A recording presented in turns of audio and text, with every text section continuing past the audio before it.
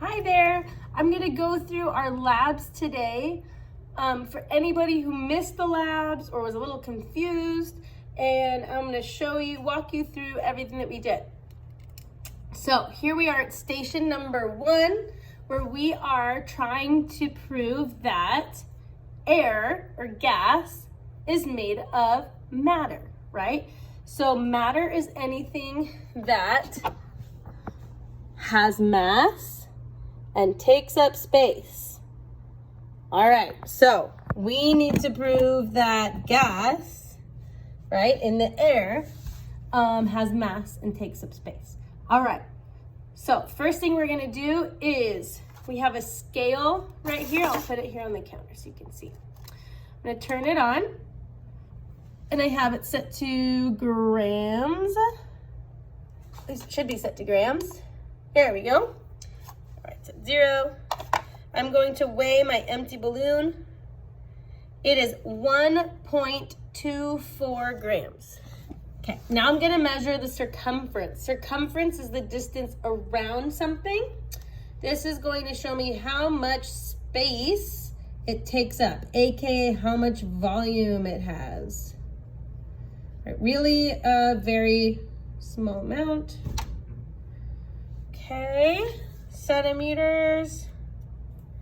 This is 10 centimeters. Okay, 10 centimeters circumference around, okay? And 1.22 grams in mass. Mass is how much stuff is in it. We usually measure mass in grams, and it's similar to weight, okay? But we know we get weight because of our mass and gravity. So this kind of takes gravity out of the equation. Okay, so mass is how much stuff is in it, 1.22 grams. Circumference was 10 centimeters. Now I'm gonna blow up the balloon.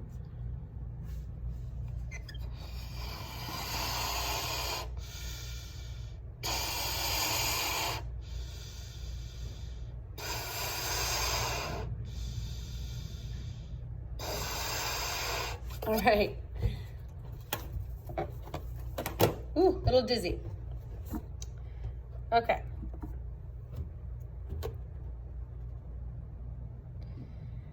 So this is 1.32. So it's bouncing around between like 1.28, 1.32. So we'll say 1.3. Okay, so this is 1.3 grams. So it was 1.22. So we gained 0.08 grams. All right, so we gained mass. All right, so the air inside added mass to the balloon, 0.08 grams. Now I'm gonna measure the circumference.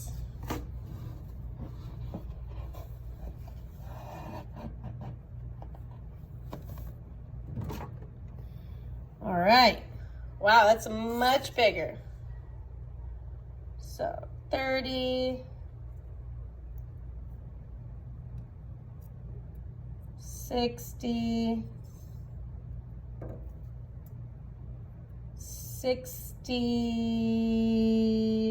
about 69 centimeters. All right, so much bigger than the original 10 centimeters. We gained 59 centimeters in diameter. So it's taking up a lot more space.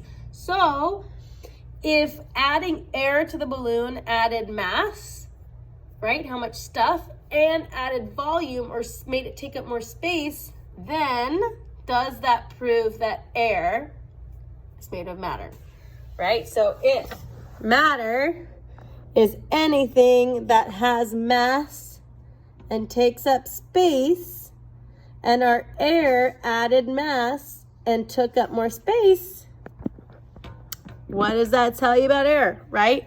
So that's what you'll use to fill out that lab report, write your CER, fill in the blanks on the CER there. Okay, next station. Boop, ba-doo, ba-doo, ba-doo. All right, our next station is heating and cooling of gas. All right, station 2. How do heating and cooling affect gases? So we are still looking at gas in this one, but we're going to be specifically talking about the heating and the cooling of the gases. So before we were looking at whether or not gas is made of matter, now we're seeing, okay, we have our gas, it's matter, it's made of molecules, right? And so how does heating and cooling it affect the way the gas behaves? So let's head on over to our station. All right. So how does the heating and cooling of gases affect the gas, right? So we have air all around us. Air is made of gases. There's air inside this bottle, right? So what I'm going to do is I'm going to dip the bottle. I have soapy water right here. Dip the bottle in my soapy water. And I kind of have a little bubble, like, like when you're going to blow bubbles, it's like across the top. Okay.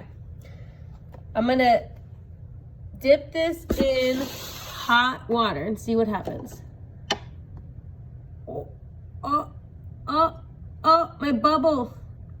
Okay, bubble was coming out. It actually ended up popping. Now, it doesn't always need to pop. I'll do it again so you can see it again.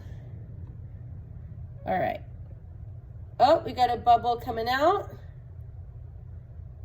Okay, now I'm going to put it into icy water.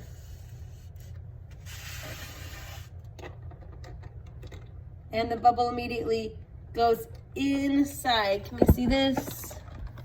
There's the bubble. Right? So let's do it again. Hot. It's going to go up, up, up, up, up, up, up, up. Oh, here it comes. There it comes. All right. And cool. Okay. It's getting sucked inside of the bottle. All right. So why does that happen? Right? Why would that happen? So the air inside the bottle, okay, is made of molecules. Those molecules, they're gas, right? So they're moving around freely. They're moving and shaking and moving past each other and doing their thing. And then what happens is we heat up the gas, right? So we heated it. The bubble, the soap is just to give us a visual so we can see what the gas is doing. But what's going on is we put it in the hot water, right? And the hot water heated up the air inside the bottle. So what happens when we heat up air? Right? Think about it. When we heat up air, those molecules, the gas molecules, start to move faster. So remember, anytime you add heat to something, we increase thermal energy. So more higher temperature equals higher thermal energy. And thermal energy is just how fast and how much the molecules are moving. Okay, so we added heat to the air. The molecules in the air start moving around. The thermal energy is going up. They're moving. And as they move more, they need more space. They take up more space. They're bouncing around, knocking off each other.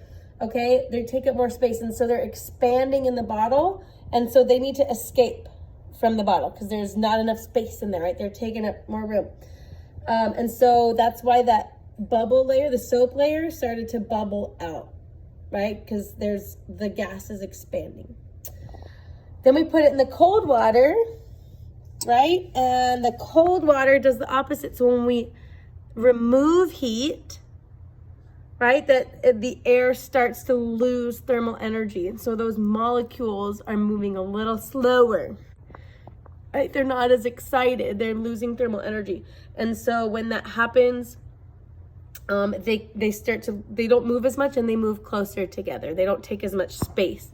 And so we start to, as they take up less space, they're moving in. And so we actually saw sort of a vacuum effect, right? Because that cool air is compressing, right? And so it actually sucks that bubble back in.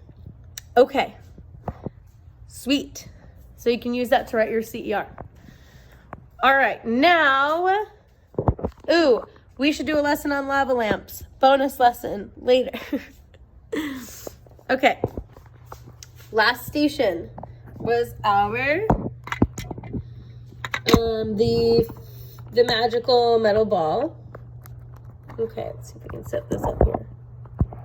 So in this station, we're actually looking at how heating and cooling a solid affects the molecules in a solid. So that one was heating and cooling gases.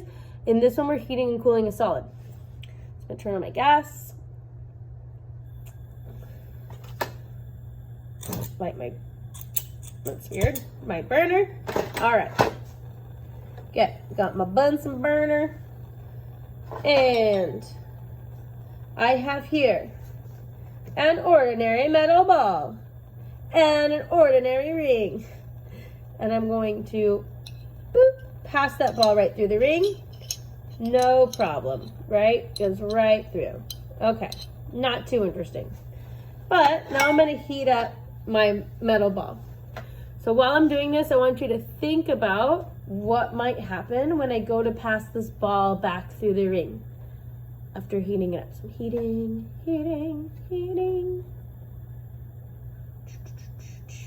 Okay, tick tock. All right, we're going to put the ball back through the ring. Let's see. Literally, I mean, I'm trying. Okay. Oh, well, eventually went through. Okay, so it wouldn't really go through. We're gonna do take two.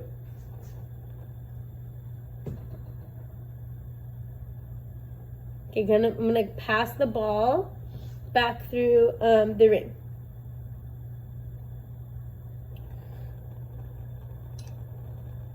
All right, check it out. No longer going through the ring. Gets stuck. It won't fit anymore. What happened? So think about it. Why won't the ball go back through the ring? So what happens is we are heating up, right? We're heating up this metal. So think about what happens to the molecules when you heat something up. Right? Those molecules, again, when we add heat, we're increasing temperature. An increase of temperature means that the thermal energy increased. Thermal energy is just the movement of the molecules, how much they're moving. Higher, more thermal energy means more movement, right? So if we're adding heat, we are adding thermal energy. The molecules in this metal, okay, they are moving a lot more. They're not moving around each other, because that would be a liquid or a gas, right? If they were actually moving kind of around each other. If they were moving freely, that's a gas. But they're in place, but they vibrate, they shake around. And the more thermal energy they have, they still gain movement. So they're next to each other, but they're getting more excited, right? They're in place, but they're like, oh, I'm getting excited, I'm hot, it's getting hot in here, right? And they're moving around more. And so as they move around more, they need to take up more space because they're moving, right? If you were jumping around dancing, you'd need a lot more space away from your friends than if you were standing still, right? So they're moving, they're dancing, they need a little more space. So as they take up that space, they spread out. And as they spread, since they're spreading out, that means the ball is bigger. So now what do I do if I want to get the metal ball back through the hoop, right? What do I do? So you might have thought, well, Miss Kay, you need to cool it down. All right, let's cool it down. Sizzle, sizzle. And see what happens. Ah, goes right through like butter. All right. Voila. So what happened then? Right, so then what I'm doing is cooling off the ball. Those molecules lose thermal energy, right? They're losing heat. And so they don't move as much. They were like this, oh, I'm excited. And now they're slowing down because they're not as hot, right? Lower temperature means lower thermal energy. A temperature is just a measurement of the thermal energy. So if you have lower temperature, that means you have lower thermal energy. So they've lost thermal energy, they're slowing. And as they slow down, they move closer together. Their bond kind of gets a little tighter and they move closer. As they move closer, the ball will shrink and it fits through the hoop. All right. Thank you very much. I'll be here all week. No. All right. So that's our 3 labs. The 4th one was your drawing of a model. So you're just going to be showing me what happened when we converted ice to liquid water to water vapor or gas. Draw a little picture of it. Show me some zoom in bubbles with the molecules. What are they doing as they heat up? And that's it. You got it.